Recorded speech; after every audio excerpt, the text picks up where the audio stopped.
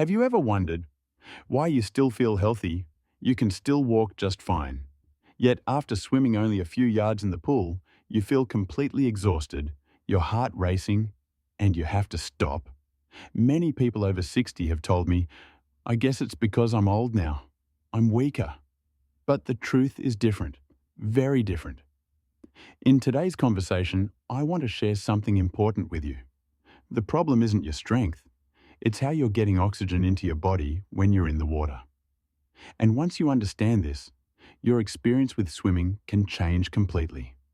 Before we go any further, let me ask you a very simple question. Have you ever felt short of breath while swimming? Leave a number 1 in the comments below. I read every comment, and you are not alone in this. When you swim, especially when your face is in the water, your brain doesn't really care how strong you are. It only cares about one thing: whether you're getting enough oxygen. If your brain senses that oxygen levels are dropping, it immediately activates survival mode. Your heart beats faster, your breathing becomes rushed, and the feeling of exhaustion hits. Even though your muscles aren't actually out of energy yet. Many people describe this feeling as a mild panic. It's not painful, but it's deeply uncomfortable. And sadly, they often conclude, maybe swimming just isn't for me anymore. The truth is, you're not lacking strength. You're lacking oxygen in the right way. One very clear sign of this is when you're swimming slowly, not pushing yourself at all, yet your heart is beating unusually fast. When you stop, it takes a long time to catch your breath. If you've experienced this, your body is telling you, I need oxygen, not rest. And this usually comes from breathing mistakes. Mistakes that people over 60 are especially prone to, not because they don't know better, but because they were never taught correctly. The first mistake, and the most common one, is holding your breath underwater.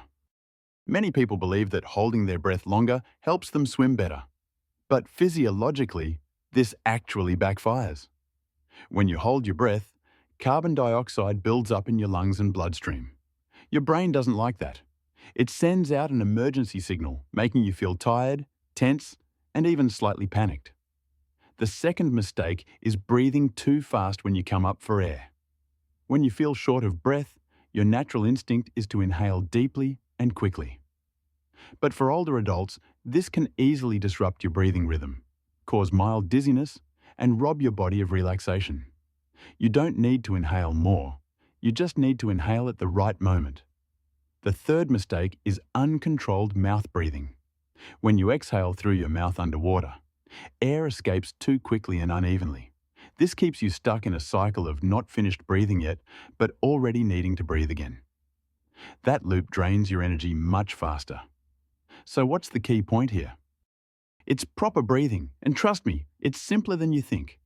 The most important principle for swimming over 60 is this: exhale slowly, evenly, and continuously underwater. Inhale briefly, gently, and naturally when you come up. When you exhale slowly underwater, you help your body release carbon dioxide efficiently. And once CO2 is cleared out, oxygen flows in more easily on the next breath. Your brain feels safe. Your heart doesn't need to race. Your body begins to relax. Many respiratory specialists call this breathing to calm the nervous system. And for older adults, this is absolutely essential. So what about inhaling? You don't need to take a deep breath. In fact, breathing too deeply can make your body tense. All you need is a breath that's just enough, light, gentle, with no shoulder lifting and no higher head tilt. The right feeling is this: you inhale, then continue swimming without rushing. If at this point you're thinking, maybe I really have been breathing wrong, leave a comment saying, okay, below.